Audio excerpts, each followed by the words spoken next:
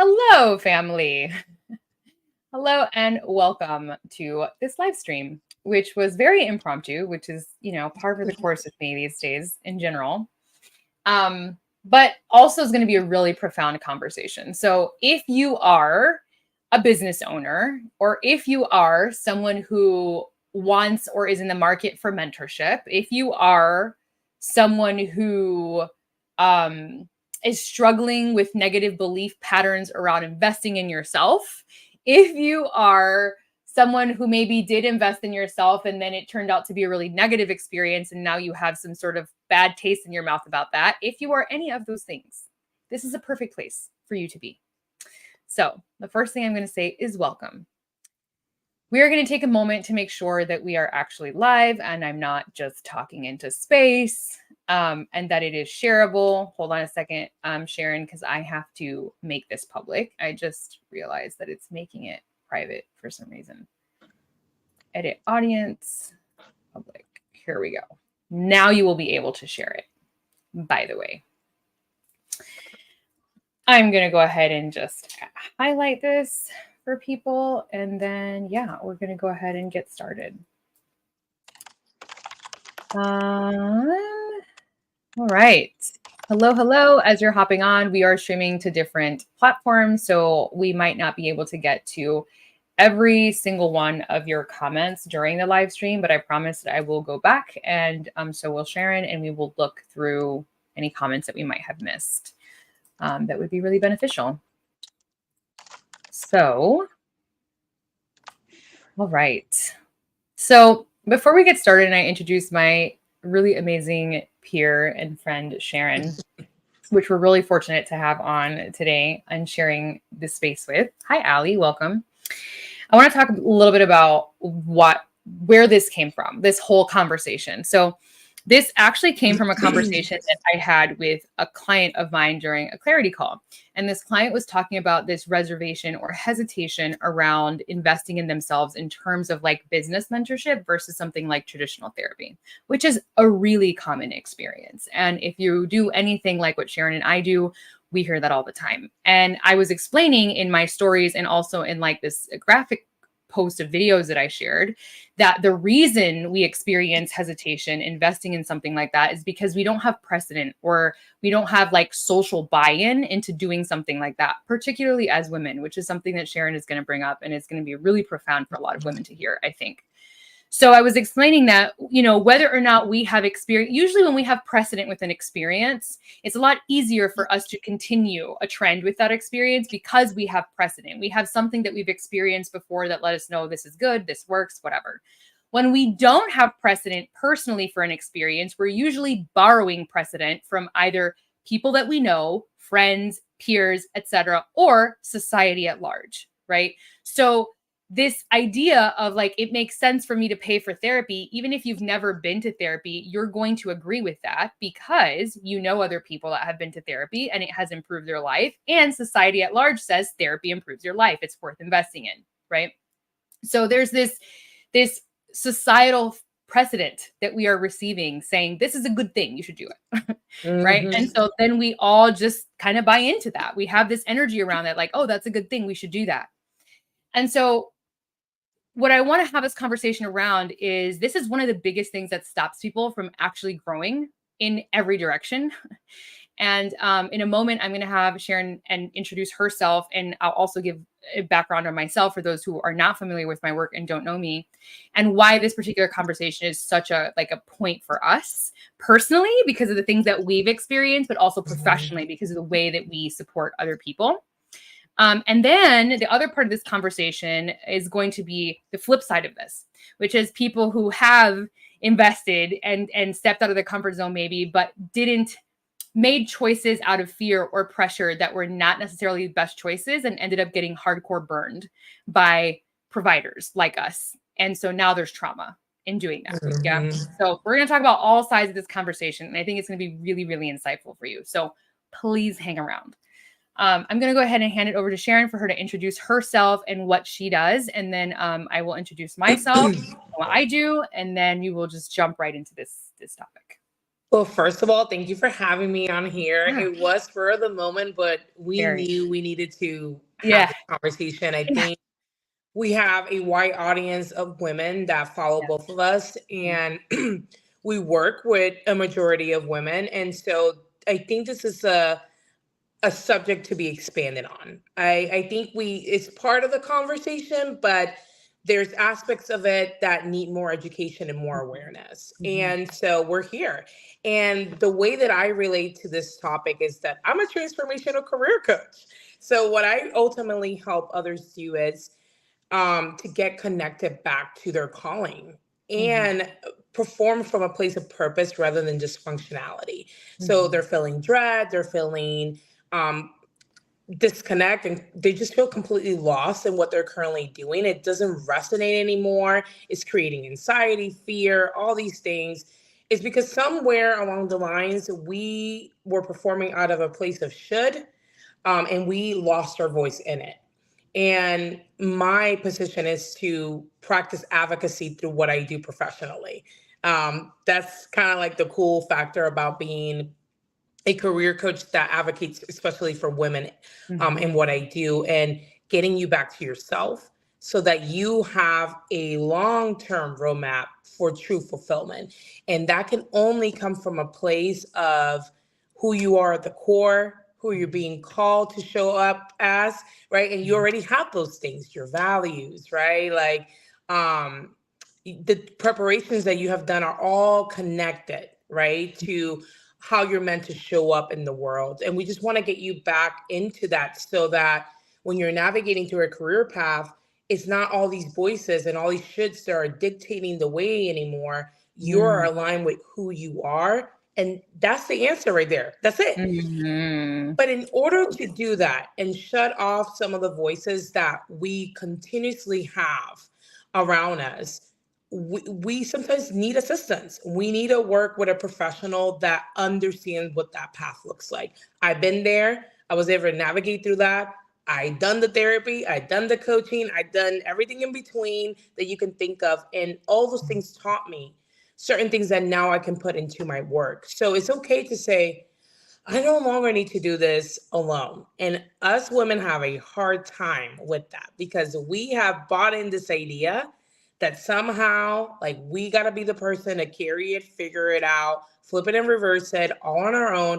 And then we're wondering why we're completely exhausted and burned out.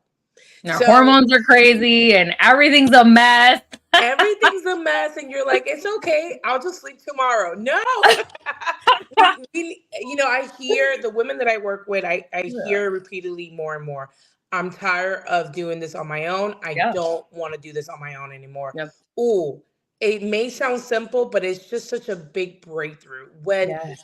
with when we speak about vulnerability, we tend to lean into the feminine energy Mhm. of us being more vulnerable, and this is why we are more likely to, for example, seek therapy like you mentioned. Mhm. But men are actually more likely to seek professional help to say, Okay, okay. hold on. We need to back up on this study real quick because this was like pivotal in having this conversation. So, when I came to Sharon, so very, very briefly, so Sharon is a transformational career coach. My side of this, which is also very similar, only because my audience happens to be a lot of entrepreneurs and just really highly successful people in general. My work is really what I call quantum shamanism. So I work in the realms of trauma and a lot of removal of baggage that has kept people pinched off from Mhm. truth and from actually being able to get to a place where they're like, this is who I am, because there's so much resistance between them and that. And I use a variety of modalities, healing modalities, as well as human design, which is my career and business consulting certification is in the human design realm. So this is where I come in this background, right? So I'm supporting people in this way, very similarly to what Sharon is supporting people in, just kind of with different focuses and different tool bags.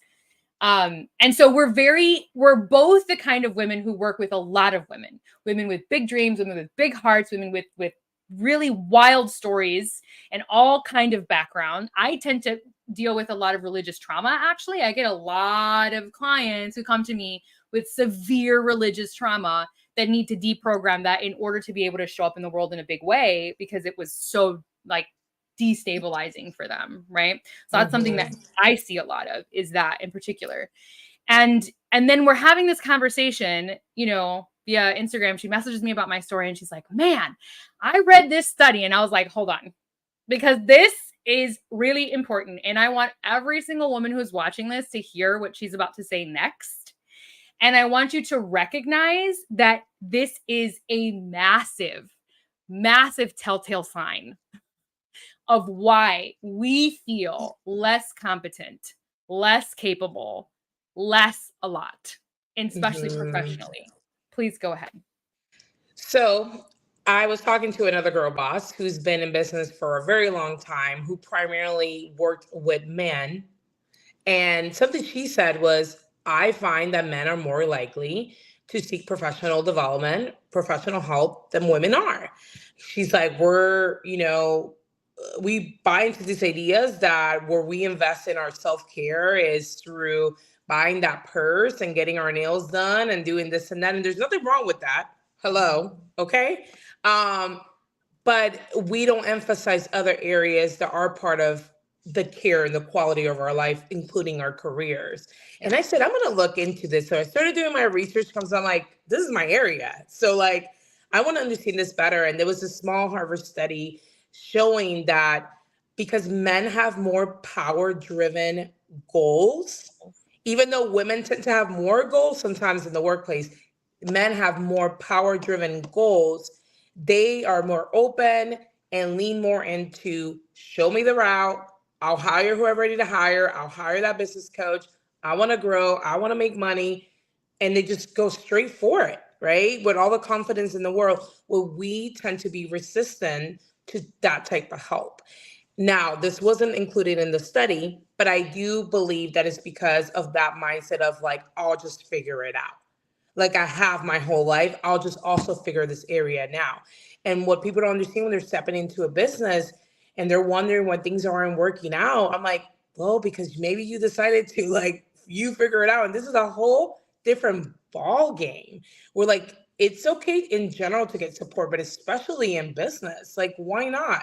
Not only from other people, but from women that have been doing it. And I love the fact that there's been a growth in coaching for women who are out there providing things in coaching that a lot of people haven't received in the past because, you know, at one point, the majority was a lot of male business coaches. And now we're starting to expand into other perspectives, right? Like even myself, I don't consider myself a business coach. I work with early business owners to getting them back to themselves. As simple as that. And also as complex as that, right? But really that's what we're doing. And I've had sessions where I've had people say, gosh, it feels so good to be able to release emotions that I felt like I couldn't do in a like typical business coaching session. But I'm able to talk about my business and cry some of these things out. I'm like, absolutely. We need to talk about that more too, because I think that the other shift we're seeing is that people are starting to realize that business doesn't happen in a vacuum. Like it's very much an integrated part of our experience of reality. And one thing I see all the time is the incessant amount of trauma trailing behind a business owner is almost bananas. Like, and I would even dare to say that part of what drives people to entrepreneurship is a trauma. That there is something in their life that happened. Either they had no money. I was an immigrant kid, no money, super broke, generationally, like, and I didn't own any, like my parents lost everything. Like it was like, we didn't own anything. We didn't have anything. And it's like this idea of ownership, which is tied to business, was really imprinted in me almost really early on. And then I would say that depending on the type of trauma that we experience, we also end up serving really specific communities. And so what I don't think business owners realize though, is that that's often what's fueling a lot of their like impulse or momentum. And they're just riding it out. Like, and it's like undercover and they don't really realize that that's like kind of pushing the gas until they start having issues and they don't realize. They're like, oh, maybe it's a marketing issue. Maybe it's a this issue. Maybe it's a that issue. And it's like, no, maybe you have crazy trauma that Maybe really you needs need to be looked at. And we're not talking about it because Yeah. everybody just wants to look put together all the freaking time. Mm. We all just want to Mhm. have it together. That's a very woman thing too, man. Like if you just scroll Instagram for 3 seconds, you have like, you see the same kitchen of someone wiping it down that's like perfect, flawless, has 8 kids with no mess, you know, like the same type of gym body, the same type of, so there's this emphasis on like perfection and having it together and not having any gaps. And it's like, that's not reality. But men, like you said, are more likely to say there is a gap.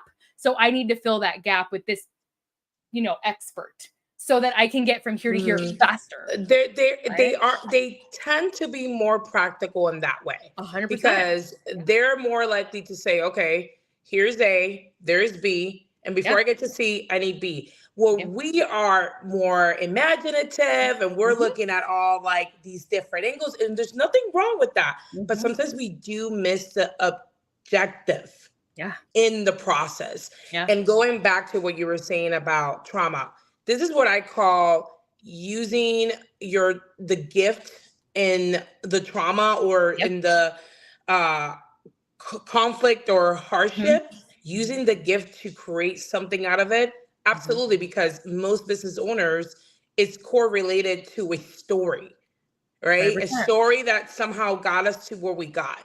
And for me, I can tell you, I mean, a lot of the trauma in childhood led me to become this individual that was a people pleaser, that was performing at a place of should, that didn't quite have this like confidence in going for what I wanted to go for at the beginning. And I end up becoming the individual that now I help, right? Which is that person who's like, why do I feel so just disconnected and filled with anxiety and dread? And maybe they're in a complete burnout. But what they don't realize is like this pattern of thinking that you have lived with since wherever survival mode started, it's what led you here. And it's maybe led you to some good things. But guess what? You're showing up in your business in your imposter syndrome, which is your survival mode. And it's no longer serving you the way that you think it's serving you. Okay, once upon a time, it helped you survive. It helped you survive a chaotic home, right? It helps you survive moments where you will only get love in exchange of performance. But it no longer is going to work for you because it's an extreme. It's deceptive. It doesn't lean into who you are truly at the core. And in that true creative process that when we tap into that, our performance completely changed. The most successful people know how to use their positive intelligence. They're performing at a place of rest, curiosity, creativity. You keep performing at a place of stress, you think that, oh, if I don't do it this way, I'm not going to have the motivation. You're going to end up in a hospital bed one day. I did. That's my story. At 31 or 32, I was in the ER 10 times back to back, completely on burnout. I was doing way too much. I was not receiving support because I thought that I could manage. I did that. I literally did that. So yeah, everything you're saying is exactly. And the other thing I think people need to understand is that when you are a business owner and you have this desire for impact and growth, you're literally expanding your field. Like you are energetically expanding what fits inside of like your morphic resonance field. And when you get to a point where it's time to kind of go to that next level of the field, you're going to realize that you can't get there because the resistance of everything you've brought with you is now going to prevent you from actually doing that. This is like a very much about bandwidth switching. And I see it all the time. Again, I'm an energy practitioner. That's like a lot of my language. So I'm watching people hit these energy walls. And it's like, why is this thing that's tactical that should work not working? And it's like, well, because you're not going to get there this way. Like that's not the person that gets to have this experience. That's another version of you. And in order to have that experience, we need to get to that version of you. We need to catch up energetically to that version of you, right? And so all of these things we are talking about require support. Like I will tell you, the amount of money I have invested personally and being supported, even in the past, like just 3 years, multiple thousands of dollars. Like I have lost count at this point It is well over 15K or 20K just in the past 2 years. 2 to 3, maybe. Like Mhm. it's well over that. But also, that's when my business grew the most. Right. Ironically, that's when I had the Mhm. biggest jump, was because I had the support I needed. And the other aspect of this too is like investing in ourselves. When you put your money into something like that, you have a fire under your ass to show up, boo. It is a different Okay. experience. Okay. Tell me no. Like for example, I'm paying a trainer right now. My husband and I work out with a trainer, and I had Mhm. to hire an expert. Why? Because even though I did fitness coaching for 5 years, I had an injury that every time I would work out, I would re-injure. And I was like, you know what? I keep barking up the same tree and having the same injury. I'm going to go to someone else who trains on injuries, and I'm going to have them help me. And I pay them a lot of money for that. But I already feel better in my body a month later than I did the last 3 years, right? So I'm seeing that return already from hiring an expert to support me. I mean, and when I talk about, like, people talk about self-care a lot, and I'm like, how about we name it quality of life? Because, like, Quality of when life. you Yes. say, what are the things that add quality to my life? All of a sudden the priorities and self-care kind of shift. And that right there is a perfect example of how you add Yep. quality to your life, because how long could you be spending and also re-injuring yourself on Yep. trying to do this again, yet again alone, rather than getting the expertise that are needed, and you're getting time back because it's less Yeah. time that it's being consumed.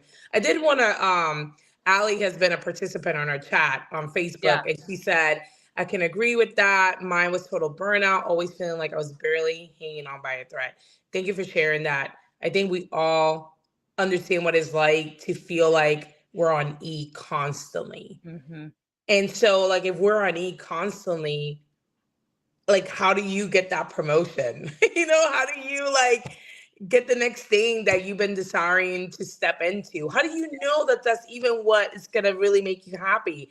If you're performing at a place of, like, E, you're at the lowest percentage. You don't have the energy for it either. And that was what I was discovering. I was like, my body was in pain. I didn't have the energy to show up the way that I was supposed to. When my mind was full of anxiety and imposter syndrome, I didn't have the energy to show up and be clear and connect with people the way that they deserve to be connected to, and have the capacity to do that. We all have natural bandwidths. And if we don't take care of ourselves and invest in ourselves, we can't actually go where we want to go. Yeah. Like there's literally no capacity for that.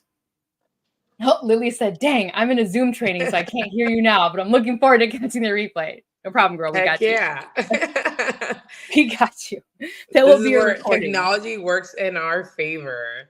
So I also kind of want to bring in this other side of the coin, right? Because Mhm. we've also seen the other side of the coin, and we're going to tell stories because Sharon and I both have stories about this, where for perspective, I have been a provider of spiritual classes, of mentorship. I'm a minister. I'm a trained minister. I have been a minister since I was 21 years old, for perspective. So I have been spiritual counseling for a very long time, doing workshops, doing seminars, psychic readings. Like I was also a psychic medium for a really long time. I still am, but it's incorporated into what I do now. So I have a long history of being in spaces where people are providing services. That's what I'm talking about. And I've watched a very interesting phenomenon happen as the internet took over and became like what it became, right? Yes, Hi, Caitlin. You're one of our favorite ladies too. Welcome. absolutely. So, what I've watched happen is providers have come into the digital age and have realized that they can make a lot of money with really pretty pictures and really like fancy copywriting and verbiage, and pretty much sell anything to anyone as long as the copywriting was really good. They Mhm. could nail it, right? And there has been a massive trend of providers taking advantage of other people as a result of that, selling them these really high ticket offers, delivering not high ticket service or Correct. providing support. And then as a result of that, creating this trauma that follows that, of being traumatized because someone that you trusted really hurt you. They took advantage of you financially, which is really vulnerable and sensitive, particularly for women. Like there's a really strong vulnerability there. And so now they don't want to invest because, you know, that happened, or they heard a story or something of this nature, right? And so I'm going to share my story real quick. Sharon also has a story, and we're going to talk about our takeaways from those stories. I was in a group that's for female entrepreneurs specifically. The whole point of that group, it was started by a very famous female entrepreneur who's really, really wealthy and has a massive legacy of work. And usually that group is fantastic because there's a lot of really good advice that happens in that group, and like for offer ideas or navigating difficult things or whatever. So I like being in that group because there's always something interesting popping off in that space, right? And someone had asked a question about a type, like offering services that are like Voxer only, basically like the, you know, walkie-talkie app or whatever, voice messaging only. And I was like, oh, that's interesting because I would love to do that. So I'm going to hop in this chat thread real quick and talk about and see the comments that other people left. And so people were sharing what they're charging for this service for a month or 2 months. And it was all pretty average. It was a pretty average, I would say, $1,000 to $2,000 a month type of thing. And I'm like, okay, I can see that for 30 days of Voxer access. Like, that's a lot of talking, you know, depending on how much someone uses that app. I can see where that would, you know, and then there was a comment. Someone was like, I charge $5,000 for 5 days. Wow. So listen, I'm all about valuing yourself, sister. Like, I'm not here to tell you don't value yourself. But at what point is the amount of value that we could really give someone hinging at that price point for 5 days, for one? Okay. And number two, the other question that brought up for me was a question of ethics. Like, just because we can do something, should we? Thank you. Should we? Yeah, no. I know you can sell it, but should one you? of the things that you inspire me in is always like, you don't have to do business the way that everybody else is doing. Tap into, like, you have to do it from a place of authenticity, because if I say integrity, and it is one of my values, I feel unauthentic and I don't feel honest, knowing that my market is here and I'm charging at the level of a completely different market. Like, how does that, I don't know. It just doesn't resonate with me. And some people may call it foolish or feel like I might be undercharging, but I have to do what feels right. I learned that early on. I can't help people to do what feels right to them if I'm not doing what's right for me. And first of all, coaching in particular is oversaturated. There's constantly somebody not only trying to make you a 6-figure, but a 7-figure, an 8-figure. I was like, whoa, 10-figure astronaut, live on Mars. Have an 8-figure coach, we're gonna have to be each other's client, because there's not gonna be room for anybody else. Like, you know, like $5,000 for 5 sessions is just like, well, I mean, what is it that you offer and who can really afford that, right? And so it's just getting so out of pocket, in simple terms. It's getting out of pocket, and we're losing the reason why we're doing this. And just the other day, I don't have like huge stories, but I see it all the time. I'm being sold to as a coach all the time. And I'm just like, it almost started to feel like a pyramid scheme where, like, oh, you're going to teach me how to make money, but this is how you make money. You know what I mean? Like there's like a little bit of like, it's okay to teach people how to make money, but it's like, but this is how you're making money. Yeah. And so I think what they don't tell you, right, it's like what this actually looks like, and that this might not be for everyone. And here you are paying for this $10,000 package, program. And you're like, I don't think that I can do all these cold calls every day. Or I don't think that I can really approach it in this way. I don't resonate with charging $5,000 for a small package. Like, and now you're having a hard time actually executing what you were just taught, because it never resonated with you to begin with. But I had someone recently where they're a fellow coach that, at one point just was at a show, and that helped them pick up their coaching business. And then they're experiencing now like this little bit of a stagnation. And we were talking, and the first thing she said, I spent so much money on this business coach that was full of BS. It didn't do anything. Like, it never really got me anywhere. And so here I am, like, with a genuine offer that's super affordable. And I know can help this individual, because part of setting a reputation for yourself as a business owner is understanding who you can help and who you cannot, and Totally. living in that truth, because that is sustainability for you. And so for me, it's important to be ethical and say, I'm not the one for you, but I know who my client is. So I know that this person, I'm like, I know that I can help them kind of bridge that gap and where they're at in their coaching business. But it's hard to navigate through that trauma in this little discovery call, right? But now I know of saying I'm here. But it really gets in the way, and I hear it all the time. Like, oh, I'm already working with this coach, and they send me text messages. I'm like, do you have any one-on-one with them? No, we do like this little group coaching every so often. And I'm like, okay, this is how things are working nowadays. And I'm like, I gotta connect with you on a one-on-one basis. Even with my college student program, it's donation based. It's a small group. I still do one-on-one with them occasionally. And then we do the group coaching. Like, because I need to see where their particular journey is at. And this is where I become the expert, right? Like, and the coach.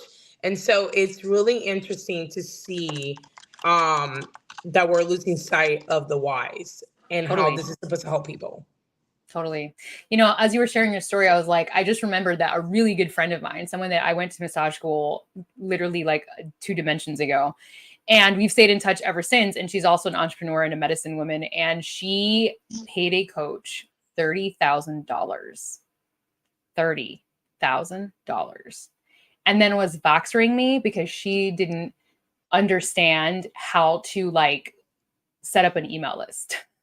Wow. Or set up a business bank account. And I'm like, what? Like, this person specifically marketed themselves as a business, like set up business. Like that was the marketing for that, not like soft skills in business. It was like business, hard skills. And now I'm helping you, which is not what I do. Like I'm more of a soft skills, but I have the hard skills background. So if my client asks me, Shakti, can you help me set this up? I'm like, yeah, of course I can help you do that, because I've done it. Like, and I'm happy to guide you through that. Didn't even support her in the most basic setups for what she needed to be able to, have an offer, receive money, basic workflow, a basic whatever for a program or a course, stuff that's really simple that most of us have already figured out because we've already had an offer, right? So it's just stuff like that I'm like, this is bananas. Like we really have to start. And I want to say, I'm a human design teacher. That's really a passion of mine. And one of the core understandings of human design is understanding something called authority, inner authority specifically. There is a concept within human design that teaches us we all have an inner GPS system. It works slightly differently for every single person. Understanding how that inner GPS works prevents decisions made from pressure. What's happening a lot of times when these choices get made and these investments get put in places that aren't necessarily good for us is that we are responding not consciously. We don't know that that's happening, but there's this point of like pressure or this point of buying in because we so want to have what the other person has that we don't stop to ask ourselves, is this actually correct for me? Am I actually available for this thing in this moment? Because even though you want the experience someone's having, you might not actually be available for that experience right now. And there might be other work that has to happen before you can get there. I see that all the time. People want to skip steps because in this day and age where everything is so fast, it's so freaking tempting to do that. And then you build something on a house of cards and it all fucking comes crumbling down and you have nothing to stand on and you're out $30,000. You know what I mean? 100%. I mean, I've seen people, I can relate because I work a lot with the niche, and people are like, oh, niche, I don't want to niche down. I'm scared of niche. And I'm like, I invite you to a non-scary process of this, because your niche really... Don't be terrified. Okay, in a technical way, is speaking about your market, but your market represents a lot more than just this business move and decision. It represents the people you serve. And in that, it represents the purpose behind it. What is your purpose behind this business, this decision to work with this audience, right? And so when we have that approach, it becomes a lot easier to say, well, this is my why, and this is who, and they look like this, And all of a sudden, you have a niche, and then we can create a pitch. But I have talked to so many women who I can see they're not confident behind their pitch. You can see that they don't believe fully in it, and that's why they don't feel confident. And they'll be working with a business coach. And I will ask, how has your business coach incorporated into this? Or they just tell me I need a niche. And I'm like, how are we telling people to niche down and not teaching them how to niche down? And it's this formula thing. It's this very formulaic thing. Like, do this, no fucking soft skills in between, right? Correct. Like, no support. That's not business mentorship. That's not mentorship. That's not it. You telling me what to do is not supporting me. Like, I can probably figure that out on my own because Google. You know? And again, then we go into the masses of voices, right? And then the person's just like frustrated again because they're like, well, Google's saying this and this person said that. And here comes the comparison game. I'm like, oh, we just need mentorship that is about tapping back into the individual. What does this look like for you? Yes. Because you are this business, right? And so it has to represent you at the core. Like, I mean, if you hear the stories of people that came out with some innovative or original product, for example, it normally came out of a place of purpose, even when it gets super marketed and capitalized on, whatever the case. At the end of the day, usually there's like this really deep emotional story behind why they started this. And so I'm like, if we're able to tap into that, we're tapping into our purpose and how to deliver that. But it's so frustrating to hear because I'm like, what? These are basic principles of having a business, but they do need to be mentored. They do need to be catered to. And we need to have a space, especially for women and our way of thinking and exploring and being creative to be able to have the space to tap into that so that we can say, okay, I'm clear on why I'm selling this product or I'm creating this or I'm offering these services. But boy, it's just holding us back years.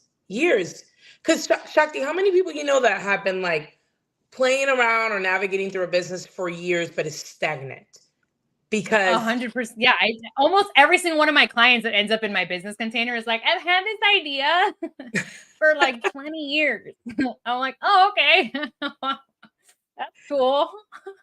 How do we spit it out? And then they're going through the same cycle that they've been going through like the last couple of years. And you're just like staring by like, oh, I see why.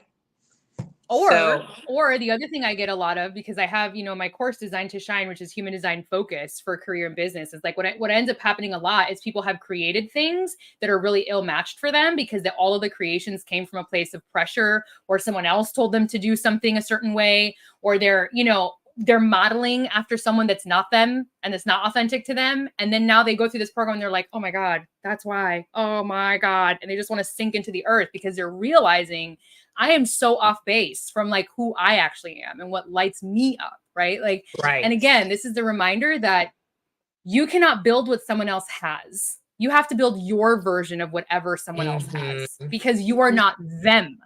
Right. You are not them. So this is so important to remember too. It's like you think you can just pull it off on your own, watching someone from afar. Likelihood of you being able to pull that off really well is not fantastic. Just saying. Oh man. So what are your takes on tapping back into your authenticity as a person? Like, what are the flags that you're looking out for? For me, it's like, if you're burnout, you've gone far away from your needs and values. Like, if you're a people pleaser, you're far away from like your needs at the core. So what is your take on that?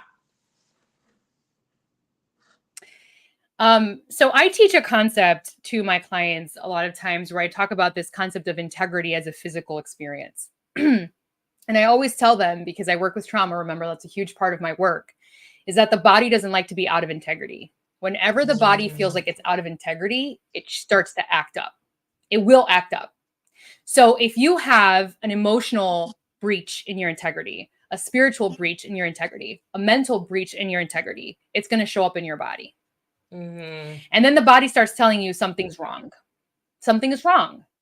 And our bodies do not like this. So when I start to see someone who's having a lot of physical pain or a lot of physical issues that are unresolved, oh no, Sharon, are you back? Yeah, I'm here. You back? I lost you for a split second. Oh, you're back. Oh. Okay. No, hang on. We're almost done. So yeah, when I start to see physical problems, that's for me, I'm like, okay, we know that there's a breach somewhere because the body is the last place things manifest, the very last place. Everything starts out here and comes inward from intangible to tangible because the body is the densest. So when I start to see stuff in the body, I'm like, all right, something's going on, probably for a while. I think that that's a great way of looking at that, because for me, that was my experience. Like when it started finally showing up in my body, it was like, I got to do something about this. Like the panic attacks were like a big indicator of there's something wrong, but it's not. You're coming in and out again. Physically. Dang it. Internet's being mean out here. Do you hear me? Give her a second. See if she'll pop back on.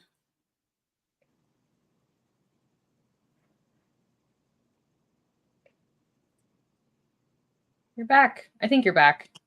Okay. I can see myself and hear myself. Sharon, can you hear? Yes.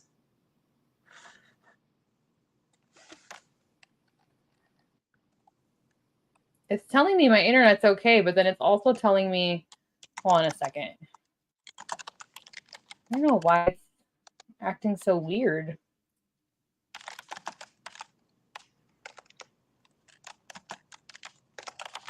It's not wanting to. Can you speak again, Sharon? See if it corrected itself. You hear me? I can hear you. You can hear me? I can see it and hear myself and everything. Like everything looks normal on my end. Thing. Okay. How about now? Better? I think it's better. Yes. Okay. Okay. Cool. Like I'm good on my end.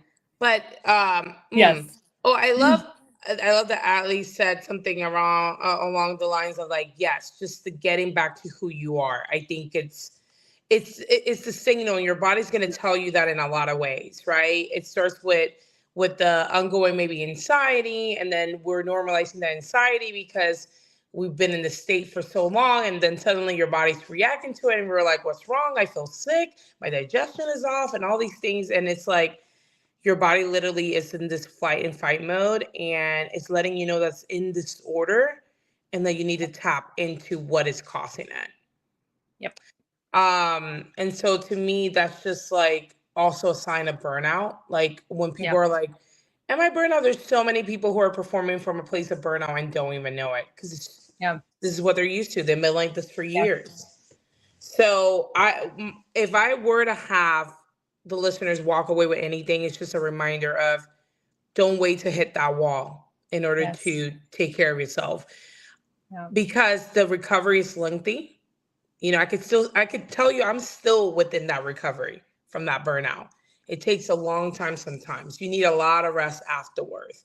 Now you're rebuilding your body and your internal nervous system to now adapt in a different way. And so just see those signs early on and build a community of people that see you truly, that respect your boundaries. And you have to be your advocate first before you expect anybody else to be your advocate. And that's the thing about people waiting on other people to respect them or to see them. I'm like, well, if you can't advocate for yourself, why would you expect another person to do so? Yep. You have to advocate for you first. Yep. And the people that care will resonate. 100%. And if you think support is expensive, try recovery. If you think hiring for support is expensive, try not being able to do anything because you are so burned out. Correct. That was a very expensive lesson. A very expensive lesson. I couldn't work. I was a massage therapist full time and I couldn't see any clients. Couldn't work at all. Could barely be a mom. It was really hard. Yeah. I feel you. I feel you so deeply in that. We're out here, Mhm. guys. Yeah. And We the other thing understand. I want everyone to walk away with is really trust your instincts. Like any Mhm. person who doesn't make you feel safe, if you feel pressured by someone who's supposed to be supporting you or offering you a service, that is a red flag. That is a red flag. If you feel 100%. supported and encouraged by the thing that they're offering you and you feel safe, you don't feel that fight or flight or that sense of nervousness or unsettledness in the heart and in the brain, then you know that safe person is good for you. Like we are built with these kinds of sensors. We've just stopped using them.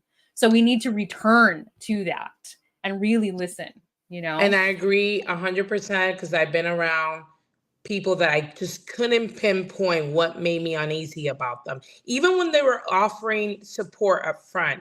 And there's just something about it that just didn't really convince me or Mhm. convey me. And later on, I just saw a lack of consistency in their character towards me. So I was like, this is what I was seeing all along. It's just Yep. that this person, I can't give my full trust to them. And then there are the people like when you are with them, you're like, I'm so full when I'm with you.